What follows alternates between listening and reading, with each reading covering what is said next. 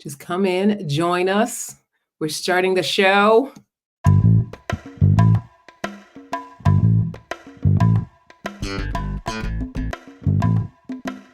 All right, welcome everybody. So you know how modern dating is a dumpster fire, and there's a toxic stereotype that educated professional women of color are not marriage material?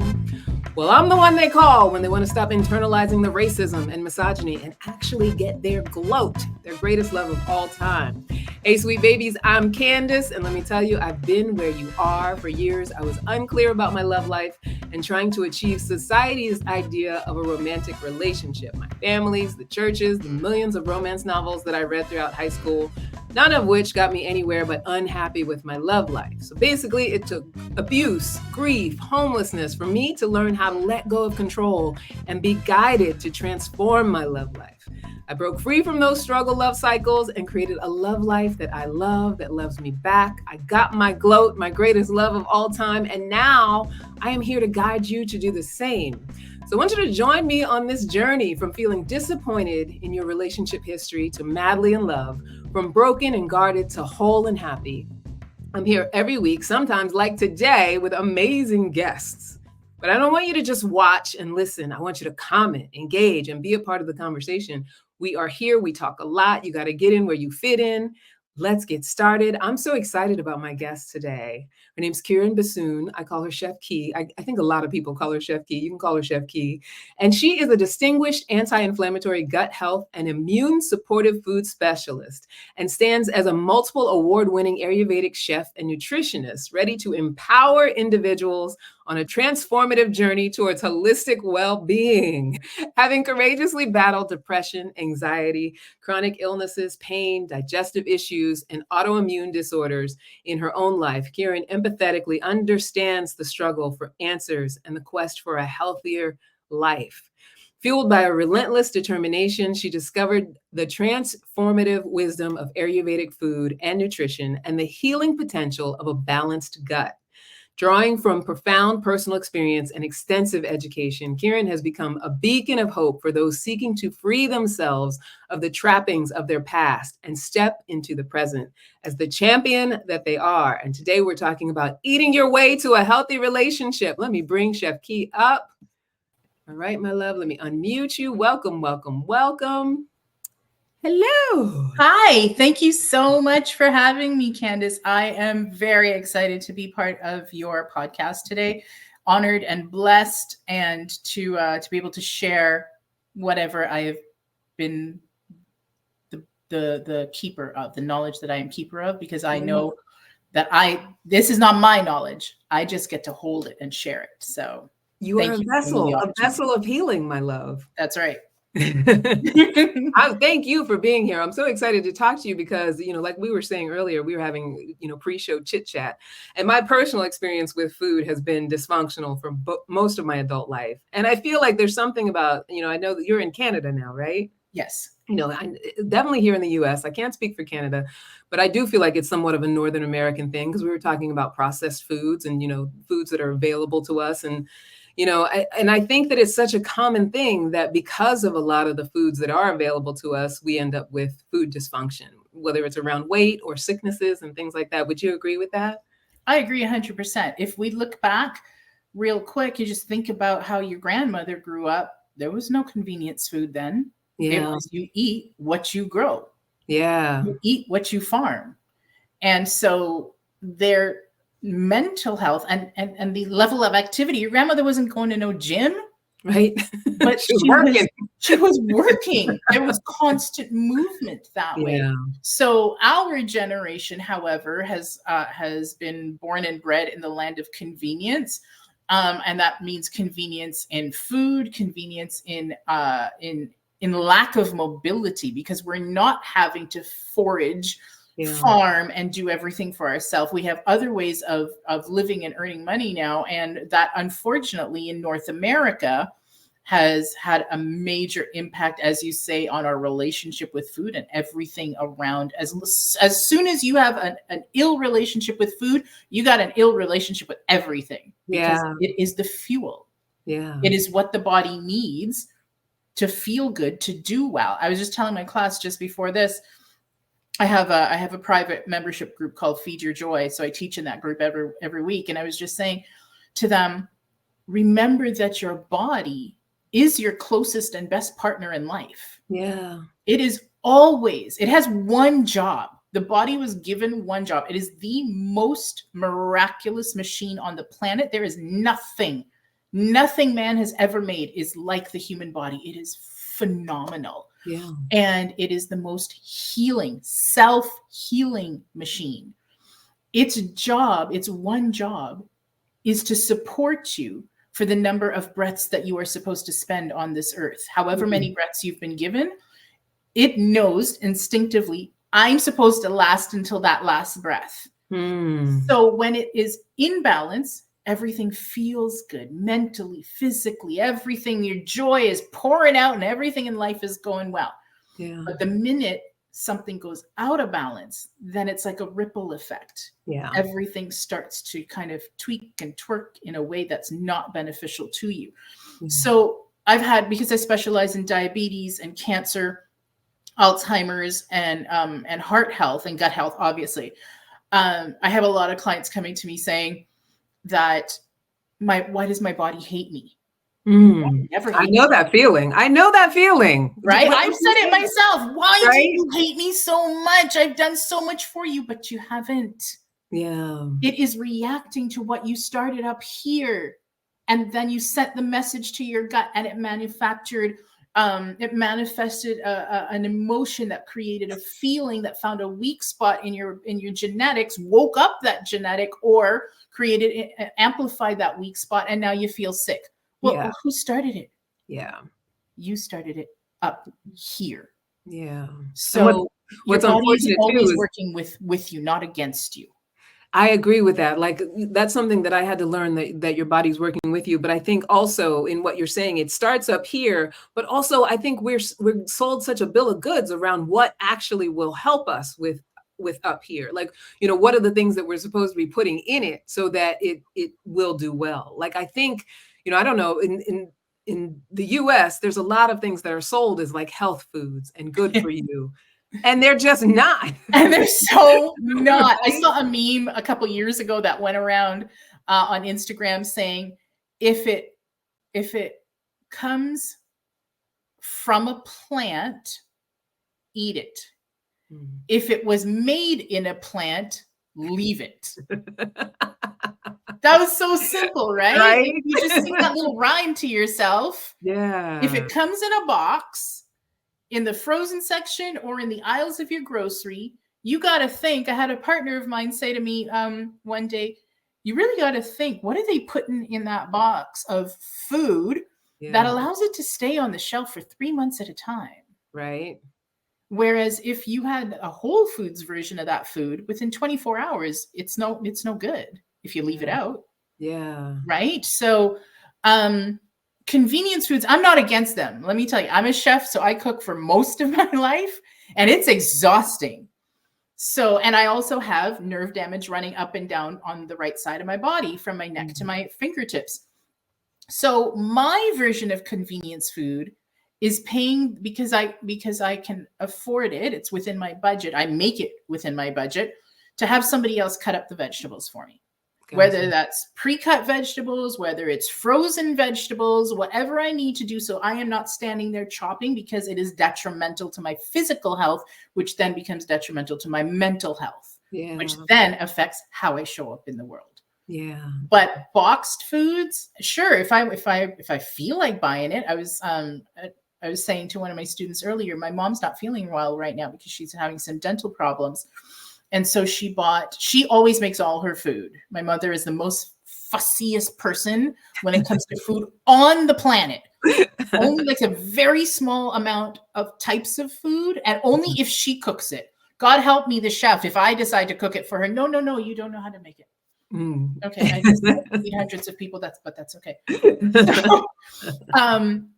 But she went to the grocery the other day and she bought like those cup of noodles soups that have no nutritional value whatsoever. Nothing. Like literally it's nothing. No redeeming. Nothing. If anything, it's detrimental. And she showed it to me. She said, this is all I can eat right now because I'm in so much pain. And of course, my heart went out to her because she's in physical pain. Yeah. And I said, okay, Mom, but can you please just throw some frozen vegetables in there? Because there's nothing in that.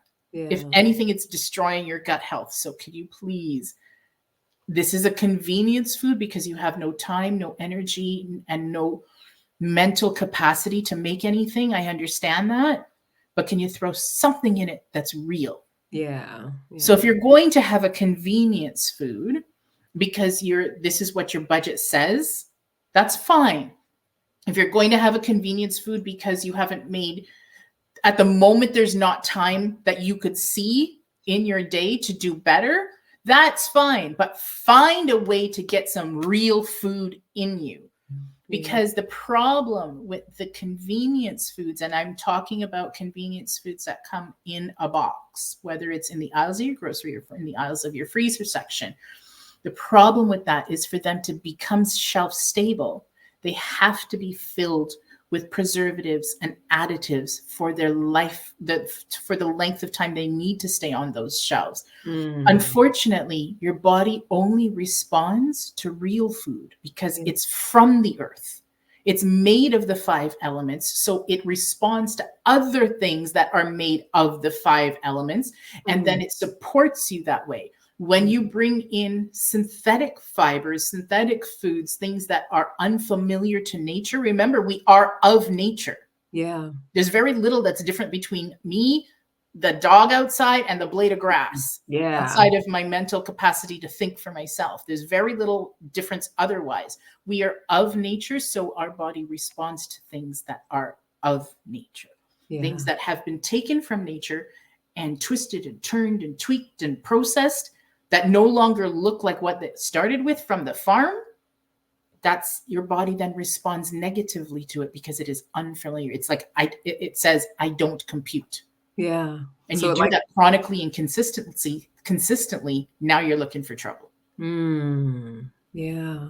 So now, is that the basic principle of Ayurveda? Like, can you give us sort of like a 101 of, is it about the live foods? Is it about eating from nature? Like, what is the whole concept of it? Sure. Let me give you just a brief definition of what it is, because Ayurveda, even though it's been around for over 10,000 years, used constantly and consistently for those 10,000 years, it is new to North America. Yeah. So Ayurveda, Ayur means life, Veda or Ved means knowledge. So it is the science of life. Yeah. And Ayurveda treats heals, its main objective revolves around digestion. So Ayurveda says that digestion controls absolutely everything. You are what you digest, not what you eat. Those are 2 different things. And everything you think, you say, you do, you take in through your senses will impact that digestion. And because nutrients that are absorbed by the body comes from the process of digestion, if that process is out of balance, then you are now affecting everything on a cellular level. And remember, the brain and the mind, the brain contains the mind that is connected through your vagus system into the gut. Where do we hold anxiety? In our gut. Where does digestion take place? In the gut. Yeah. So everything about Ayurveda is about the mind, body, and spirit as one cohesive unit, whereas allopathic or Western medicine is based on the sum of your parts. So you have a cardiologist you got to see, you have a gastroenterologist you got to see, you have a neurosurgeon that you have to see, and all of that is necessary. Let me not understate how necessary that is in life. Yeah. If somebody breaks their arm, there's no broccoli that's going to save you there. Right. You got to go and see a bone specialist or somebody, a surgeon who's going to put you back together. Yeah. But with regards to metabolic health, that all starts from your mental health, that then gets involved with your digestion based on the foods that you're fueling yourself with. And as I said, Ayurveda looks at the human or the entity as one cohesive unit, because we are mind, body, and spirit. We are all of these things. So what's happening, for example, in my liver is affecting every other part of my body in every way, shape, and form. Maybe in a smaller way. How it's affecting my feet may not be as prevalent as how it's affecting my hands, but it's still happening. So healing in Ayurveda is a cohesive whole mind, body, spirit way of looking at the human and of healing. Yeah, I love that, because I always talk about the importance of just holistic thinking when it comes to everything, right? Like everything affects everything just in our universe. And so, I feel like that's such an important way to look at overall health, but also, when we want to transform and change our bodies, or when we want to just support it with its health. And one thing I have found is that when I'm, in a bad eating cycle or addictive eating, or what, it affects everything. Like my brain can't function, it gets foggy. I get like, the older I get, the more I get like circulation problems, and this comes from just I haven't eaten any vegetables in a while or something like that, or I'm eating too much sugar. Like, I feel like it is a really important component to think of it as a whole. Now, with that said, I find for myself and other people that I talk to around, food issues, diet issues, things like that, when we get into a cycle of, I know for myself, when I'm in a cycle of I'm not eating well, like recently we just had Thanksgiving, and over Thanksgiving, the food tasted good. It tasted great. And it was well made. My partner's family, they're great cooks. But, it's traditional American Thanksgiving where it's carb loaded and, the meats are salty. It's like there's a traditional way of eating for, Thanksgiving and Indigenous Peoples Day that is not long-term healthy. And I find that when I go into a cycle of where I'm eating that sort of thing, then I want more of it. And if I overindulge and I'm eating a lot of sugars, I get to a place where it has affected my mental so much that, depression sets in, anxiety sets in, and it's even harder to get out of that. Is there a way through Ayurveda that you can get out of that kind of cycle? And what is it in particular that you have to consume? Like, how do you counter it? How do you get out of that place when you're in that place of, I ate too much of the wrong thing? Well, let's break it down a little bit. Let's remember that there are no bad foods. Okay. Food just is. Yeah. There's nothing good. There's nothing bad. It just exists, because what works for me may not work for you, but that doesn't mean that my food is good and your food is bad. Gotcha. So I definitely want to erase that stigma, because I've come from the dieting world. I've been struggling with my weight my entire life. I've been on every diet you could possibly ever think about, and unsuccessfully so, until I discovered Ayurveda. And now I am actually the partner in a company called the P3 Weight Loss Experience. It's a weight loss wellness program that I co-created to enable both wellness and weight loss. But anyways, I come from the industry of, do you really think you should be eating that? Yes. And then the shame. Same. Yeah. Like, why do you need to tell me? You don't think I can see the obvious? I got two eyes. Right. But you don't know what's happening in my mind that I need. I maybe need that in the moment. So, and I'm not excusing the behaviors. I love Thanksgiving and Christmas. Yeah. Let me tell you, on those 2 days of the year, do not talk to me about healthy foods, green this and that. I don't want to hear about it, because I am so good and on point about my food.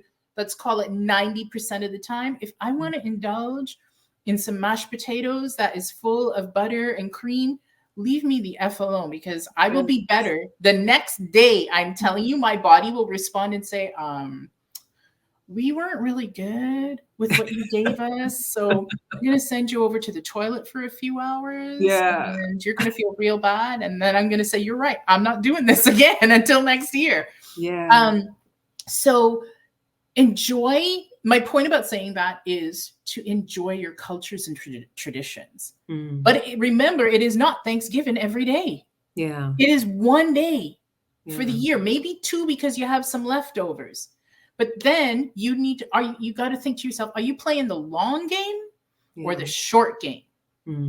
I always ask my new clients, or I tell people when I'm teaching, I am only interested in working with people who are playing the long game and who want to do better for themselves. Don't come to me if you're just asking me random questions. You're not going to do anything about it, because I am not going to participate. If living a strong, independent life is part of your goal, because it's not everybody's. There are millions of people who are very content to eat as they're eating, pop some pills, land up in the hospital, and die. Yeah. That's their choice. Lots of people, millions and millions do that. Millions. Those are not my people.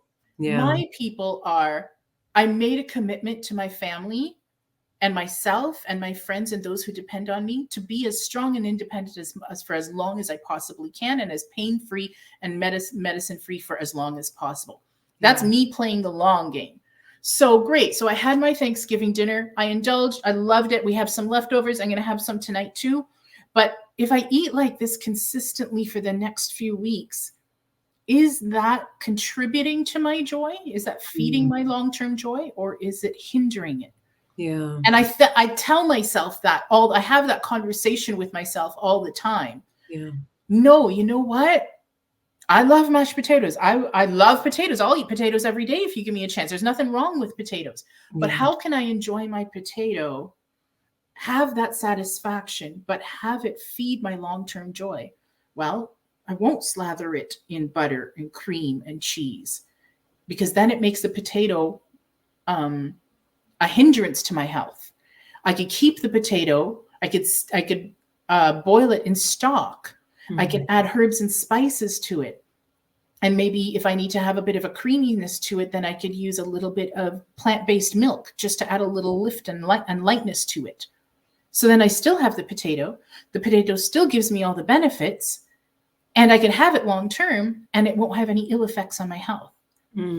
So for me, it's really, especially being a woman of color, it's incredibly important. I don't know for you, Candice, coming from the diet world is the same way as me, but there was no diet out there that satisfied my cultural needs in any way, shape, or form. And if anything, they were shunning our food. And I would always say, have you looked at my ancestors? There's some of the healthiest people on the planet. The longest living people on the planet are my ancestors. So there can't be anything wrong with my food, but maybe in this idea of North American convenience, how we have been preparing them is no longer serving our long-term joy. And maybe we need to not remove those foods, but look at how we are preparing it. Are we using the majority of the ingredients? Are they actually whole foods the way nature made it? Or have they been seasoned and salted and fried in ways that no longer is supporting the way, as I said, nature intended for those foods to be? Yeah. So what I'm hearing and what you're saying is that a lot of it is just being willing to make small adjustments as I'm hearing a couple things. So I'm hearing, first of all, taking the shame out of it. Like I indulged in those foods, whatever. So now if I continue to want them, which is my experience, like once I've had them, I'm like, it's like crack to me. Because they're addictive. Pause. They're so addictive. In that for a second. Let's not, I meant to come back to that, but as I said, menopause brain is killing me right now. The problem with those foods is they are naturally addictive. For example, anything that is based in cow's milk has a natural heroin effect of addiction to our brain. The receptors of casein, which comes in every product that has been made from cow's milk. So that could be butter, sour cream, cheese, especially because it's concentrated. The receptors of the casein sit in the receptors in our brain that light up in the form of addiction, like heroin. So it is naturally addictive food. Fried foods have the same reaction. Salty foods, the same reaction. So it's not that you've done badly. It's that when you alter the foods in these ways, this is the way your body responds to it, because they are unnatural for your body. So once you start once you start on that role of eating foods that are addictive to you, it is super hard to break it, because you're now disrupting that balance of gut flora, your gut microbiome. There's good bacteria and bad bacteria. And the foods that are deep fried, are slathered in grease in whatever form, whether it's lard or butter or margarine or shortening or whatever it may be, and meats that are filled with saturated fat. So let's say meat from a cow or a pig or a lamb, like red meat, as compared to turkey or fish or salmon or shrimps or something that has much less saturated fat. When you combine all these foods together, you are increasing the bad bacteria and decreasing the good bacteria. So what's going to happen? These guys like chaos and mayhem. And unfortunately, your metabolism and your choices that you make in life with your brain, with your mind, are all, a majority of them are made in the gut. Yeah. And these bad guys are going to say, oh, we really like the taste of that fried chicken. Like, why should we eat broiled chicken when we could have that crunchy goodness? Send a message to Key's brain that this is what you want. Now, all of a sudden you think you're having an original thought. Oh yeah, I love KFC. Let's have that. You ain't have no original thought. That's the gut, the guys in the gut saying, we want more of this, because there are more of these guys and less of the good guys. The problem with that is that when the bad guys get control, they start poking holes in that very, very fine wall that's between the gut on one side and your immune system on the other side. There's a very fine wall that's only one hair thick that separates your gut from your immune system. And those guys start poking holes in there. And then you all of a sudden have something called leaky gut, or all of a sudden you have an allergy or a reaction. Why? Because bacteria that's supposed to stay on this side of the wall got over here. Wow. So like if you're someone, let's say a lifelong meat eater, and you eat a lot of meats, especially the red meats in particular, because I'm speaking about my partner. He doesn't want me to tell that. But he's also someone who has high level allergies, like really strong allergy symptoms. Because he's not eating foods that have anti-inflammatory properties, which happen to be whole plant-based foods. So one of the things that Ayurveda says, and that I said, and everybody who in our P3 weight loss experience, what we teach, eat 80% whole plant-based foods. 80%. 80%. So you look at your plate and divide it into 4. Yeah. 3 of those quarters have to contain foods that grew out of the ground: rice or whole grain, starch, potato, sweet potato, beets, rutabaga, whatever, and non-starchy vegetables, a whole host of them. Doesn't matter what color, doesn't matter what taste: broccoli, eggplant, mushrooms, peppers. Do it up. Yeah. And you don't have to eat it. The way we grow up in North America, you have your meat, then you have a pile of beans, and you have some peas, and you have some carrots. Yeah. That is not how the rest of the world eats. No. At all. Right. And we happen to be the most unhealthy group of the most unhealthy population on the planet. We used to eat by color. I have to say my mom, she definitely was around foods being whole. She didn't like buying processed food, but we would have to do it by color. So you needed something green, something orange, and something brown. I love it. I love it. Right. There's a whole movement of eat the rainbow. Yeah. So the way Indians eat, we mix it all up in there. Or like Mexicans, you know, you want to have a burrito? Great. If you don't want to have a bean and rice burrito, no problem. Get the chicken or the turkey or whatever the meat layer is, and then have some rice, then put some beans, then put some vegetables. Mix it all up. This nonsense of eating a pile of this and a pile of this and a pile of this, that's what causes people to hate vegetables in the first place.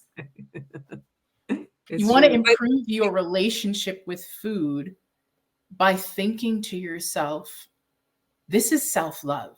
You want to know what self-love is?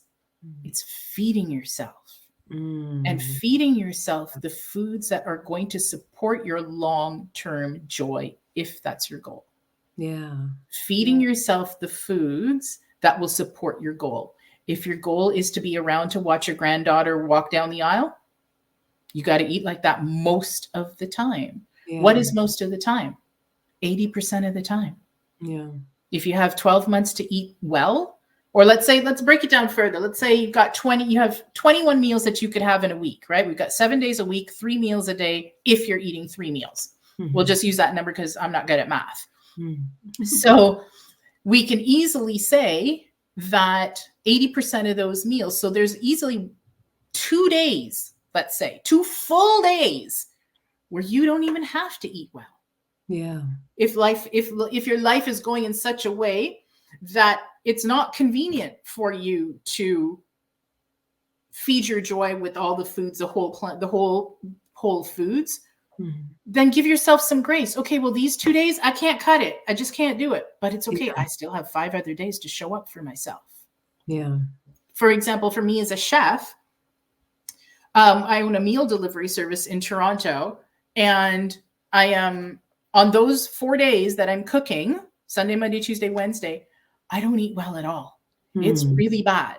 Yeah. So I know I got to start and I know this is going to happen because I'm standing in the kitchen for 15 to 16 hours. There is no time for a lengthy half an hour break. That just doesn't happen in a kitchen. But I know that I can have my lemon water in the morning. I can have my greens supportive juice with some beets, some beet crystals in it. I know that I can take my vitamins. I know that if I need, I can have a plant-based protein shake to keep me going. And wherever I could slip in some good food that day, I'll do it. But then I have the other days of the week from Wednesday afternoon on to make up for all the bad things that I did the rest of the week. Yeah. 80-20 balance, right? So you give yourself some grace, you make some room for life, but your focus is when you look at the plate, how is this plate feeding my joy? Is it? No, because it's burgers and fries. Well, I love burgers and fries. It's one of my most favorite meals. Okay, I'll get an air fryer. I'll cut the potatoes myself and I'll make the French fries myself so that I still get to have the great potato and I just do away with the carcinogenic oils. I love a good burger, plant-based because I am plant-based. Great. Well, instead of getting a burger from McDonald's, I'll get a good grain and soy-based burger, and then I can control all the condiments myself. So if I don't want to put mayonnaise because it's a saturated fat, I'll put hummus instead. Yeah. Awesome. I'll put a good fat on there. I'll put some avocado on there because I'm in control. Yeah. Eating, and going back to what you were saying about when you're not in a good headspace. The other day, my team and I, we did a session on binging and overeating. That comes from a lack of control. Binge and we overeat because there's an aspect of our life that is where we are not in control. Yeah. But eating is the one thing in life that is guaranteed. You are in full control of that. Yeah. But are you, according to Ayurveda, are you in the awareness? Are you eating with conscious awareness or are you eating with habit? I hate that word habit because a habit means that you are doing something subconsciously without thinking. You're on autopilot. Yeah. Ayurveda speaks of routine. It's doing the same thing that you would do with a habit, but now you're consciously involved in the process. When you're brushing your teeth, you get up in the morning, you brush your teeth. That's a habit. Yeah. If you're doing it Ayurvedically, you're thinking about the upstrokes, the downstrokes, the round and round, back and forth, and all. You're in the process in the moment because the only thing that exists is this present moment. Yeah. Nothing else that came before exists anymore. It's gone. Yeah. Nothing else exists because we don't know if we're going to be alive for another 5 minutes. Yeah. So the only thing that exists is right now. So be consciously participating in what you are doing. That enables mind, body, spirit healing. Yeah, I love that because I think it's also the way that you can practice, when you want to have presence in your interactions, right? So if I'm present with myself, present with everything that I'm doing, it actually has me practicing that muscle of being able to do that. Now, in what you were saying, so just so, I can make sure people can take this away, what I'm hearing is that it's taking it out, that's my dog in the background, taking it out of diet mentality, which is something that I had for a long time, is that it's not about the restriction, that it's more about creating the balance. You said 80% plant-based. And that it's more about giving yourself a lot of grace around the things that you want, the things that you'd like to eat. And you and I were talking when we first talked about intuitive eating. It sounds like, that's the direction that you're going in as well. That comes from Ayurveda. Does it? Yeah. That makes sense. Put an English word on it, but that's what it is. It comes from. I mean, that makes sense. Based on everything that you've said, it makes sense that that's where that would have come from. But I think what comes up for me around it, because as you're talking, I can think of so many times where when I did let myself naturally eat what my body wanted, or if I let myself just naturally, which was probably about a 10% out of my how many decades of adulthood, where I just allowed that, except for recently, I've gotten a little better around it. A lot of what you're saying is what I naturally did, right? Like I gravitate towards vegetables. I gravitate towards, creating foods that have healthy substitutions that aren't, manufactured substitutions. Like you said about using hummus instead of mayonnaise and things like that. That's something that I tend to naturally do when I allow myself to naturally do it. But with the diet mentality stuff, it's like, shaking out of that idea of restriction, first of all, I feel like is a battle. And also what you mentioned about the feeling of being out of control. Like I noticed that, and it's hard to tell which came first, the chicken or the egg. If I feel like, in my business, if I haven't done enough, or I'm behind in my to-do list, or I'm not meeting my goals, there's that sense of like out of control. And then there's a food issue as well. And I don't know what happens first. And so part of it is having some kind of understanding of how to get into that natural Ayurvedic state, because I know that it exists. I know that it's there. But what I struggle with is, okay, but like you're stressed about this. And so you're eating this pizza instead of, because that's how you learned how to regulate your emotions. That's how I learned how to regulate my emotions. Some people do it through sex. Some do it through alcohol, some do it through drugs, whatever. Everybody has a different way of learning how to regulate their emotions.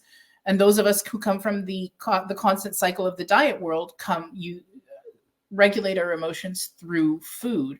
And it is a cycle because you putting all these pressures on yourself to achieve a certain goal, not giving yourself any credit for anything you've already done that led up to this ability to achieve this goal. And then you choose a food that's going to serve the need of, I feel underappreciated. By who? By yourself. Yeah. I feel I need to feel good. I need to feel safe. I need to feel secure. What am I going to choose? How many of us are going to choose steamed broccoli? None. How many of us are going to choose? My personal weakness is French fries. Yeah. Other people, it's potato chips or chocolate or whatever. All of these foods we've been conditioned over our decades to indicate safety, because that's what it really comes down to. Yeah. I feel out of control because there's a lack of safety. And I don't mean safety in the form of somebody's going to harm me. Safety can mean many, many things to the mind based on your past experiences. Like your own fears, right? Like how you're responding to whatever your fear might be. Exactly. Yeah. 100%. So that's the time when you want to just stop. Just stop for a second. Take a breath. Take 5. Yeah. Take 5 deep belly yogic breaths.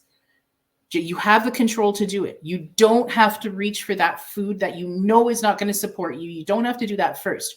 You could just, with conscious awareness, take some deep belly breaths. Yeah. And deep belly breaths mean that your shoulders don't move. You breathe out from your bowels and your stomach. And you could tell yourself, the way I teach it, the way I was taught in Ayurveda and yoga, is you talk yourself through it.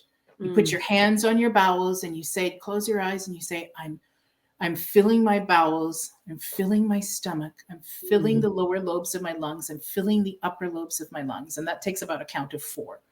Then you hold that and then you reverse the order. I'm releasing from my upper lobes. I'm releasing from the lower lobes. I'm releasing from my stomach. I'm releasing from my bowels. Or you could simply count 1, 2, 3, 4, 1, 2, 1, 2, 3, 4. In doing that, you lower your blood pressure. You lower the adrenaline and cortisol, which is forcing you which is forcing the bad gut bacteria to make poor choices for you. Yes. Changes your thought because all of a sudden you're thinking about something else. Contrary to very popular belief, humans can't think about two things at one time. Yeah. You can either think about the things that are worrying you, or you can think about breathing. Yeah. Yeah. So it automatically shifts the focus of where you were thinking. Now it creates clarity.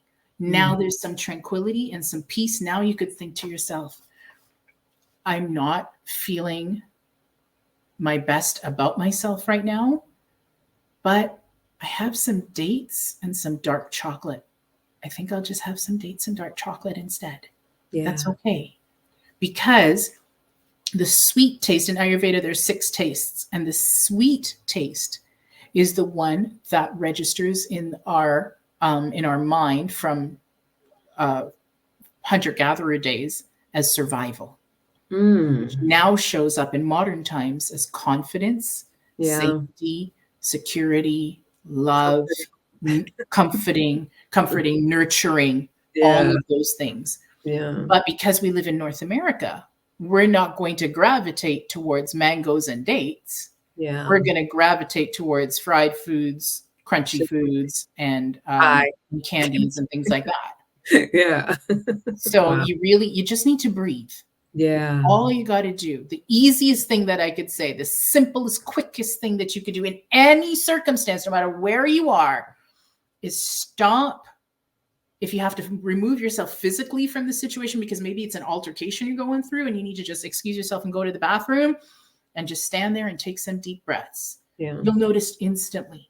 Now you have a clearer mind. Now you could make a decision, because now you're not thinking with the experiential brain. Then you'll be in the haste, you're thinking with the experiential brain. The mind shows up and says, all right, I got 10,000 files from the last 4 decades that show every time you feel like this, we've had this, this, and this food. So I'm going to just tell those guys in the gut, push these buttons, they're going to make it happen. Yeah. But because you're not your mind, it is the keeper of your past experiences and thoughts. You're not the body. The body is a compilation of the 5 elements. You are the energy that drives the machine. So because you are the controller of it all, you could say, I've had a couple of seconds to breathe. And actually, I know this is what we did in the past, but I don't live in the past. I live in the present. Yeah. And in the present, I'm going to choose the dates and chocolate instead. Yeah. Gotcha. It's just a matter of breathing to make some clarity. That's all you need. Yeah. And it sounds like it's presencing, right? Like it's a somatic presencing. Now, let me ask you this. So, because I think it's good to have the different compartments of it. So the being able to get present and, take those breaths and allow yourself to make a different choice. Then I think that a lot of us out there would say, now I got to think about how expensive it is to eat healthy. It is not. It's not. Tell us about no way, shape, or form. You can be healthy on any budget. It does not matter. What does matter is how far away how far are you willing to go to get the foods? You know what I mean? Because in Canada and in the States, there are food deserts. Your government makes sure that there are food deserts because that's how they keep control over you. Yeah, yeah. So if you are able to get to a place that has whole foods, whether they are frozen or fresh, then the cheapest way, the most economically efficient way to live a healthy, to get those healthy foods in is to buy frozen vegetables, not canned. Canned vegetables are pressure cooked in the can. And they sit in that liquid for months and years at a time. So you're not getting any nutrients.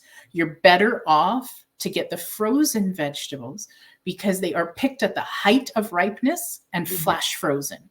And they're very, very affordable.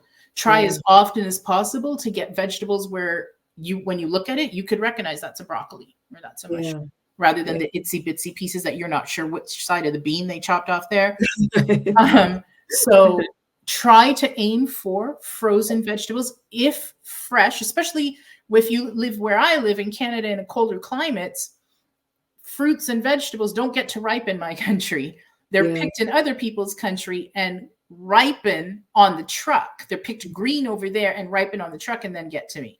So during the winter months, I stock my my freezer and fridge with frozen vegetables as often as possible. Then buy whole grains. Buy your quinoa, buy your rice, not Uncle Ben's.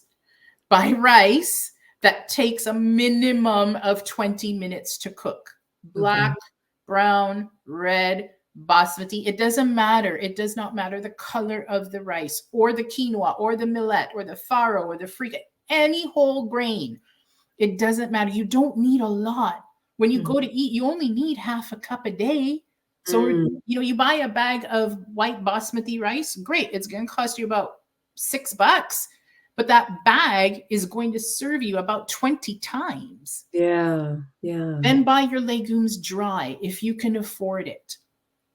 Nothing wrong with canned beans, except lentils. Don't buy lentils in a can. They take 15 minutes to cook. Go through the motion and do it. But if canned beans are easier for your life, buy them. So canned beans over not canned other vegetables, but beans. Is there a difference? It's different. It is pressure cooked in the can. It is different. You just got to rinse them because they're not going to lose their nutrients because they're not as susceptible as vegetables because they're much more delicate. Yeah. So if you want to buy canned beans, go for it. Make sure you read the ingredients. What does it say? It says that it's cooked in its own water, maybe with some salt. If it has lard, if it has any other ingredient except water and salt in that, it's not for you. Yeah. I tend to buy for because foods in Canada right now are so expensive in the grocery. I usually keep a few cans for convenience sake in my cupboard, in my pantry. But what I do is I buy them from dry and I just boil them. And then I put them in freezer bags. Same thing with my whole grains. I was just telling my class this earlier today. When it's dinner time and we're sitting down to have a meal, before we sit down to the meal, I put up a pot of quinoa, a pot of rice, and a pot of lentils. Yeah. And I let them all do their thing because they don't need me to stand there and watch them. So while I'm having dinner, meal prep is going on. Yeah. And I strain them, allow them to cool, put them in Ziploc bags, lay them flat in my freezer. Now there's no excuse. Yeah. The healthy food is there. So and I have the frozen vegetables. So the only fresh thing I actually have to focus on is anything green, lettuces or collards, something like that. Those need to be bought fresh. Yeah. That way you can fit health and well-being into your life. And I always tell my clients, don't fit food into your life. Yeah. It is what you need to live. Yeah. For long-term and short-term. So you fit life around your meals, not the other way around. Yeah. You keep in mind, food is fuel and food is self-love. It is the first step of self-love. So if you have created a day that is so hectic that you don't have time to eat, that is abuse on the self. Yeah. Do the other thing. Do it the opposite way. Create a structure through your meal prepping and meal planning and so on that allows you half an hour for lunch, half an hour for dinner, and fit your life around that. Not the other way around.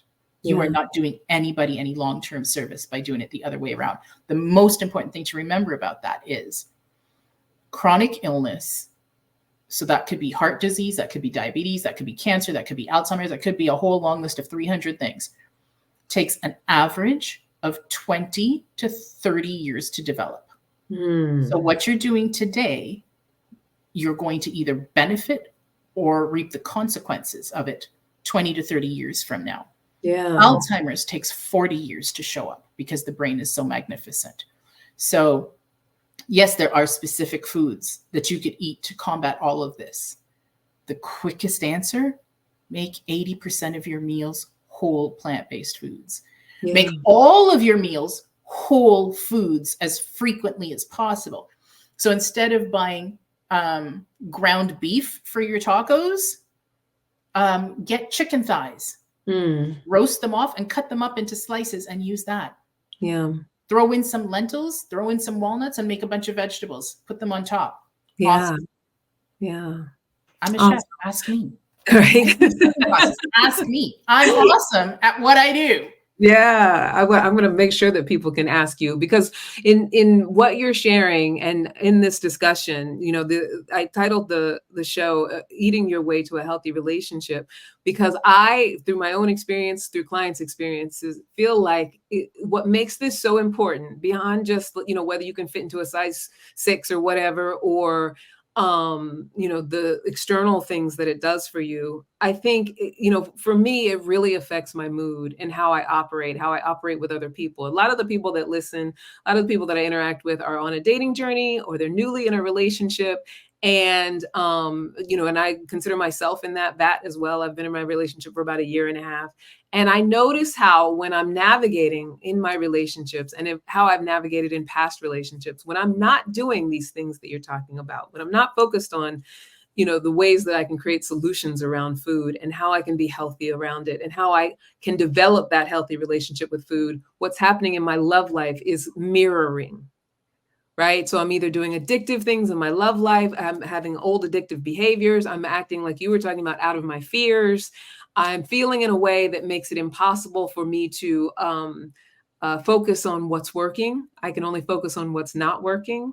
And there's so much parallel between how I interact with food with how I am in my relationships.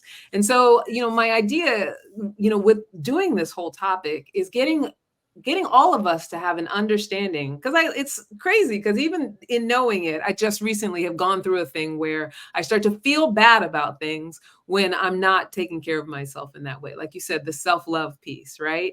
We often just throw self-love out there and say, oh, love yourself, and then, then you can love somebody else. But this is specifically how you do it. And what you're talking about with the ways that we can actually eat better is specifically the physical steps. And I want to drive this home for people of how we love ourselves, so that we can be of a functioning that makes it that we can love someone else, like the filling ourselves up to overflow, right? And these foods that you're talking about, I feel like they fill you up with nutrients. And because the cells feel good, you're emotionally affected in a way that you feel stable and sustained, and all of the things that make us able to actively love another person.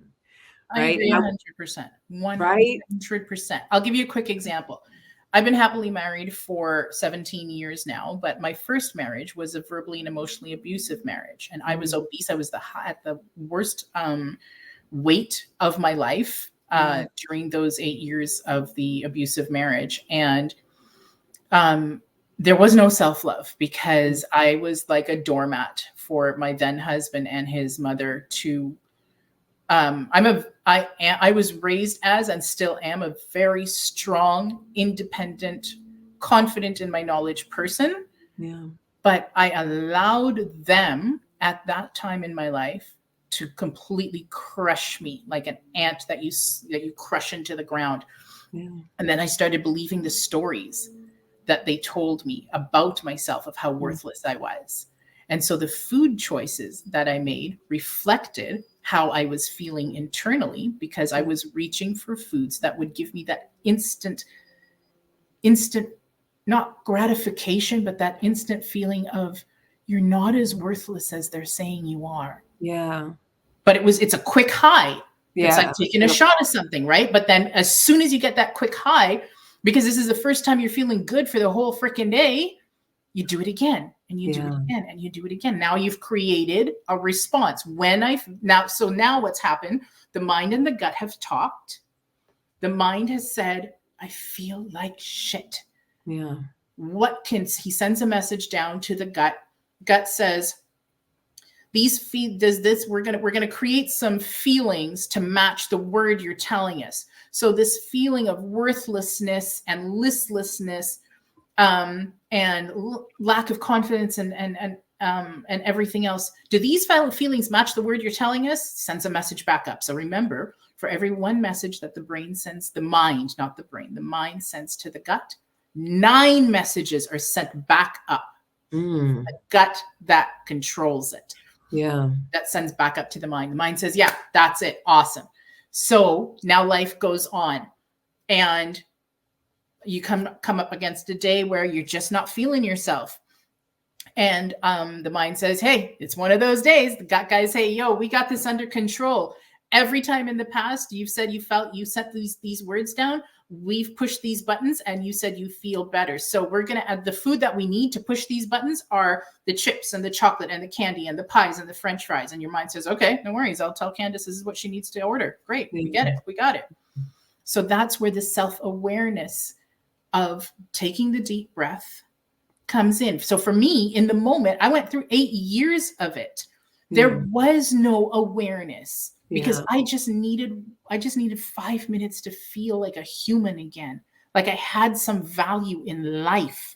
Yeah. And because I am a person of faith, my mom and dad raised me in faith. So I was quite literally living off of my faith, saying, just get me from point A to point B and we'll try tomorrow if tomorrow comes. Yeah. And eventually I got out of that marriage. And then I was able slowly but surely, because I had faith. I knew that there's a part of me that knew that I deserved better, but I didn't know how to get better. Yeah. And so I reached to my faith and I said, God, if you could just show me, help me. Ask, and my point in saying this, even if the person listening is not a person of faith, ask for help. Yeah. If you ask, you don't have to do it all yourself. That is a ridiculous statement that has been ingrained in us as independent, strong women, that we have to do it all ourselves. That's bullshit. Yeah. You do not. You're surrounded by people because they have been brought into your energy to give you blessings, to share with you. You don't have to do it yourself. Ask for help. It's going to come. I promise if you ask, it's going to come. And for me, it came. And as I started to regain my confidence in myself and my surety, I started making better food choices because I realized, well, I feel it on my tongue for the 5 seconds it's there, it tastes really good, but then I feel really crappy after. I really don't like the way I feel after I eat this. How can I what is a better choice that I can make?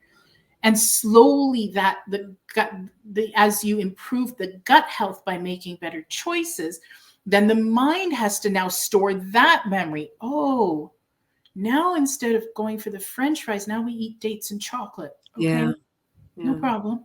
The problem hasn't gone away. You've gotten better at becoming more resilient to how you show up for that problem.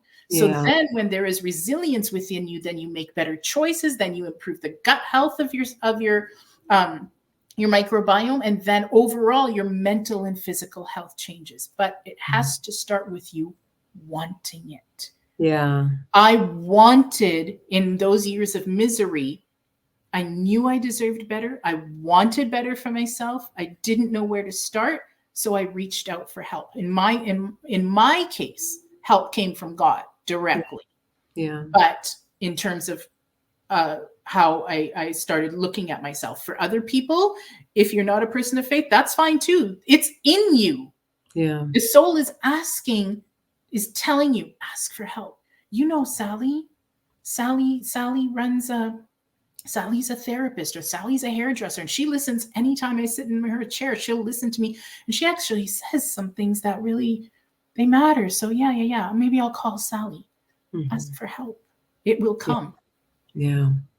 I agree. I love that. And also too, if you are a person of faith, sometimes God uses other people as your vessel. He always does, right? Because God is in everybody and everything. So if you ask for help, I remember this one time, a quick story during COVID, one of my best friends, she's got 2 jobs. She's a working mother of 3 plus her husband. Anyways, it was COVID time. She works with sick and ailing people. So she was like overwhelmed, completely overwhelmed. And a pipe broke in the house and she had to call the plumber, and her husband couldn't get away from work and blah, blah, blah, blah, blah. And she needed to get groceries. And I happened to be going to Costco, and she called me and she's crying and crying. Kira, like, I can't deal with this anymore. It's just too much. Yeah. And I still got to go to the grocery. And I said, Christina, I live at the grocery. I'm there every day. They know me on a personal basis because I'm there. Why? How could you be so selfish to not think to call me and say, Key, when you're going to the grocery, pick these things up for me? You don't think that I would do that for you? Yeah. Your pipe broke. You don't have to fix it. Why didn't you call me or your mom or somebody else and say, I need help? Yeah. Can one of you help me? Why are you so selfish? And she was shocked when I called her selfish, because she's not selfish at all. But well, because oftentimes when people are lone wolf, they won't, like, oftentimes they feel like they're doing a favor by not asking for help. But that, like, you're not. No, you're because not. God put people in your circle to bring blessings. It is a blessing that you are giving another person to allow them to help you. Being so why am I going to deny that? Yeah, it's the circle of it's the giver. It's funny because it's an energy exchange. Everything is energy. Yes, but I was just listening to a book today. It's called the Go Giver. There's a couple: the Go Giver Marriage, and the Go Giver Business Person, or whatever. And it talks specifically about that. And the reason that, and I get what you're saying about it being selfish, and the reason that someone who doesn't ask for help, because I'm a recovered lone wolf. Is because in your mind, right, you're thinking that you are doing a favor by not ever needing, that you are helping the people around you by not ever needing. And that actually is the worst. It's almost as bad as never giving anything, right? Yeah. Like not ever needing is as bad as not ever giving. Like you said, how you gonna serve? How are you gonna give from an empty cup? If you have not allowed anybody to fill your cup, how are you gonna give to somebody else? Yeah. You're going to run dry. Yeah. It's the energy exchange. Like you mentioned, it's the energy exchange. It's the natural way of life. Is that ability to exchange energy. It is not, you said it. It is the natural way of life. Give and take. There has to be that energy exchange. Otherwise you develop autoimmune disorders. Just FYI. It's true. I'm living proof of it. My sister-in-law who had multiple sclerosis, and we healed her from that. Same thing. All of my clients who've had autoimmune disorders. If you insist on being the person who has to do everything, that shows lack of trust. Yeah.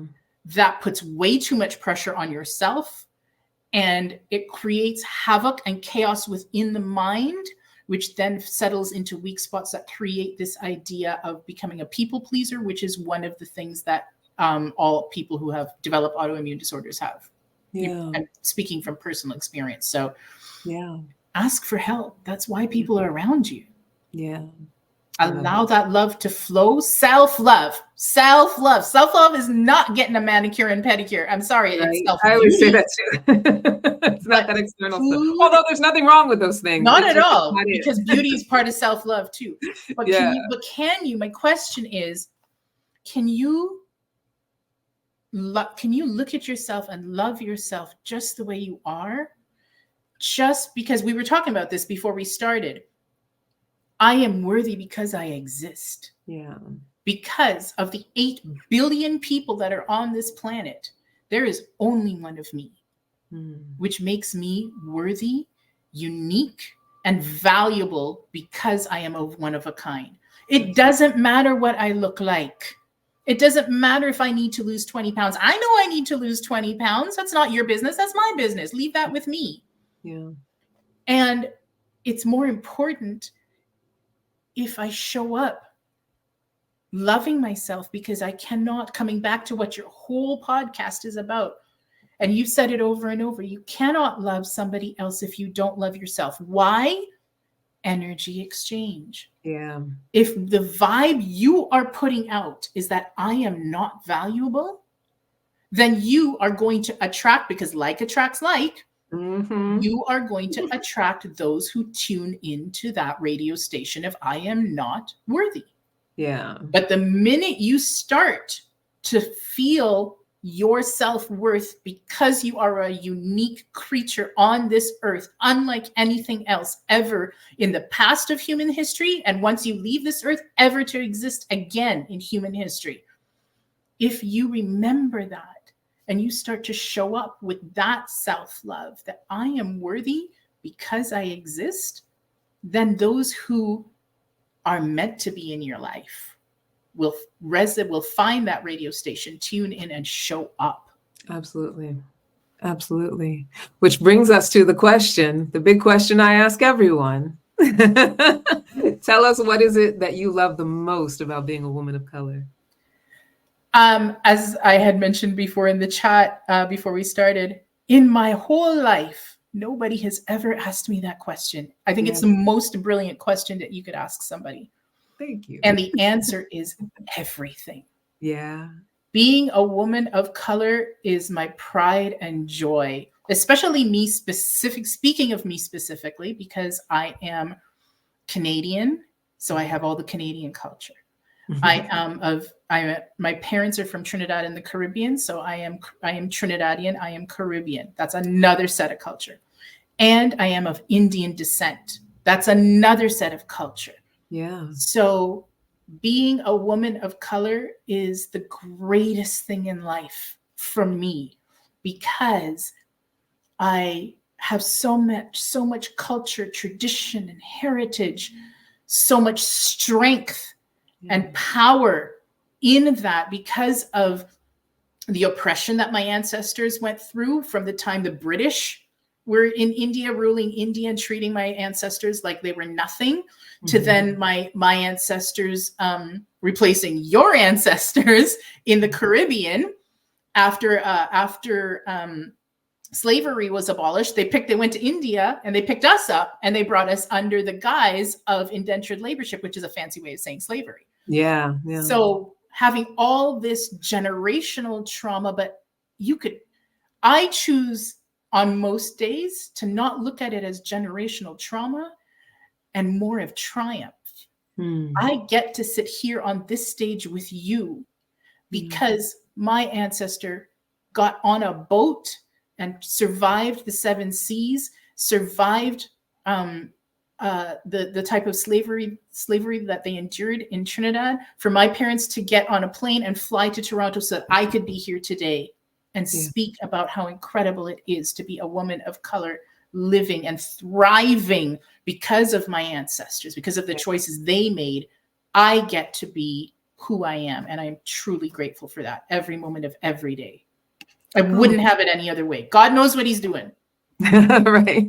Nature, the one thing about nature that I could say is nature makes no mistakes. And I love it, Kiran. That's a beautiful, beautiful response to that question. I love asking that question because, like we were talking about before, I feel like it's not asked enough, because it's always the natural inclination is to think that being a woman of color, being a woman, being of color is a problem in some way. And we want to dispel that narrative, because it's actually I had a friend one time say to me, it wasn't that she meant to sound, I don't think she meant to sound like she sounded, but she's European descent. And she said, well, we were having a political discussion about, being a Black person in America. And she said something about, well, if you had the choice, you wouldn't be, right? Or something like, it was like if you had the choice, you wouldn't be you Black. Wouldn't put yourself through that, so to speak. Yeah. And she probably didn't mean it to be like a negative. She totally meant it to be like a well-meaning. And I said, that absolutely not. Like, if I had the choice, I would be me again. Like, if I had the choice, I would be a Black woman again. And I think the reason that she felt like that was the case is because there's such a narrative that because we stand out against oppression, because we stand up against, what our ancestors went through, that we are somehow complaining about being Black, or that we are somehow devaluing the experience of being Black, as if it's something that we feel burdened by. And sometimes we do, and some people do. But I think, to change that narrative so that it's us really expressing a love for, like we're always talking about self-love, a love for who we are and how we are, just because, like you said, just because we exist, because of everything. I love it. Because, my ancestors dealt with what they dealt with. I love being a Black woman because of my culture. I like how you mentioned the different origins of your culture. Because of that, I love it. I love being a Black woman. I love being a woman of color. That's the narrative I want to be pushing. And so thank you for that answer. There's nothing more important than when we know who we are and we know our own value. We don't need for anybody else to get it. Even those who would want to oppress, they all of a sudden become powerless because there's a value that's inherent, right? There's a value in how we move about the world that becomes inherent, and it's protective once we realize like how valuable we actually are. But here's the thing, we have gone over. Oh my gosh, I feel like we could talk all day. So we totally could. I want to make sure that we give everybody a takeaway. Like, what is the one thing, if no one remembered anything else about this conversation, what is the one thing that you'd want to make sure that someone walked away with today, as far as Ayurveda and what it can do for your life and your relationships? I think it's what you said.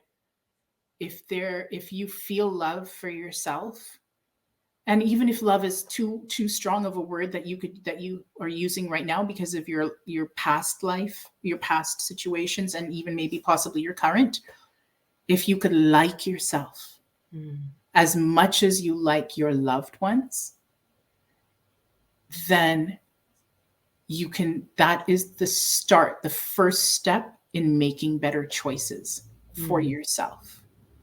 Take up simple meal planning. It doesn't need to, as we said, it doesn't need to be expensive. Frozen vegetables, canned beans, keep it simple. You don't need to make big elaborate meals, and you'll find that your grocery bill will go down.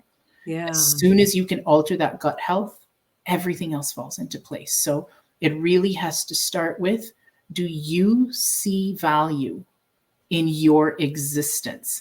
Not based on what you have been conditioned to know about yourself, but how you, in your quiet time, when you are talking to your soul, do you find value? Because I tell you, I could name it probably 100 people that see value in you. That's why they keep showing up for you. So if you could see that value in yourself, then that's the first step. Yeah, I love that. That's perfect. And so how can people get to you? How can people find you? Sure. They want to learn how to do the recipes, right? Because let me just say, if I got frozen vegetables and a can of beans, I'm going to need a recipe. And I could do a world of things with that. Oh, good. So you could follow me on Instagram, which the handle is Keys, KIS_kitchen. You could follow me on Facebook. On Facebook, it's facebook.com/kitchenkey. The website is Keys Kitchen. That's KIS Kitchen, all one word, .com. You can send me an email anytime you like at info@KeysKitchen. Or you can send me a message on Facebook Messenger. I have a lot of people who, when they're in the grocery and they're not sure what to buy, they pick something up. They just take the front and back of the item and send it to me. Hey, Key, can I use this? Is this going to kill me, or is this okay for me? And I'll respond right away and say, yeah, that's great. Or that's not really for you today. Yeah. Oh, I love that. That's an awesome service. Yeah, well, because I mean, the knowledge that I'm privileged to be the keeper of should be common knowledge. Yeah. You shouldn't wait until you're broken and have to go see a white coat to get this. We're all about Ayurveda is all about prevention. Yeah. So that's how we pay in the end. I mean, even if you got good health insurance, like people who think that eating processed food and cheap foods is actually cheaper, the way you pay in the end is with the sicknesses and the illnesses and the OTCs and all the things that you got to do to take care of yourself around not having. Big Pharma will always win if you give them a chance. Right? They really will. Yeah. And they don't care because they're all about money. Yeah. So yeah, if I could share this knowledge with you so that you can even have a smidgen of it to be more preventative, to take more preventative action for your friends and your family and so on, great. So whether you book a private cooking class with me or you join one of my classes, for example, I have my gut health class. So it's going to be a 23-day master course on gut health. It starts in January, on January 15th. It ends in February. Everything is going to be recorded. If you sign up during Boxing Day, we have the early bird pricing. Otherwise, it goes back up to full price. So that's on the website. If you happen to live in Toronto, then buy some of my meals that will automatically. I've had so many people who have IBS, IBD, ulcerative colitis, all kinds of gut health problems that all stem from anxiety. Yeah. When they eat my meals, it heals their gut. They're no longer on low FODMAP diets. They're no longer on pills. Nothing. Yeah. Just take action. Put yourself on the priority list. Yeah. At least put your name on the list. Right now, most of us don't even know how to spell our name on that list. Right. Putting ourselves number one, I can't even see myself doing that yet. Yeah. But now I know how to put my name on the list. Right. Of the priorities in life. Take those steps. do it. Thank you so much, Chef Key. Thanks for having me. It has been an absolute joy and pleasure and blessing. Happy holidays to all of your listeners, and remember that you're born from love and joy. So live that way. All right, my sweetheart. I'm gonna put you backstage for a second. I'm gonna sign off with everybody. Don't go anywhere. Thank you so much, Chef Key. Mwah, mwah, mwah, mwah. I loved having you. Thank you. All right, everybody, that was so fantastic. We love Chef Key, and we're going to learn so much about Ayurvedic food. I definitely am. She doesn't know it, but I'm going to be picking her brain because I think this is the road that I need to take to get more structure around it. So listen, don't forget about the Meet Your Bae by New Year's Day 5-day challenge. The doors are opening today, everybody. The doors are opening today. I want you to sign up. It's a free 5-day challenge. We're going to get together. We're just going to, get online. It's for single professional women of color who are all about their soft girl era, want a healthy relationship where they are seen, heard, accepted, and loved, and want to have an amazing time doing that, finding that relationship in a supportive sisterhood. I want you to sign up now. I'm going to make sure that the link is here on the screen. I'm going to make sure that it's in the description wherever you're listening to or watching this podcast. And I'm going to be posting it all over the place. So I want you to sign up. Doors won't be open for long because the challenge is from December 26th to 30th. It's a free 5-day challenge. You can do it from anywhere that you are. So if you go on Christmas vacation or New Year's vacation, you can still do it. It's going to be fun. It's not going to be a lot of homework. You're not going to have to, do anything that takes up your free time. You can still enjoy the holidays. In fact, you're going to be able to apply what we're doing to your holiday festivities. And also you can go to my website to sign up, CandiceHarperLoveCoach.com. That's it. Thank you for being here. Renita, I saw where you commented. She said, yes, please help us get out of that place. I know you're talking about that place of addictive eating. And thank you, Renita, for commenting. I'm sorry we didn't get to interact a little bit more, but we can come back and do that in the comments. If you're watching later, definitely comment. Both I and Chef Key will come and respond to your comments and interact with you later on when you're watching the show. Thank you so much for being here. I love you so, so much for participating, watching. I see the hearts.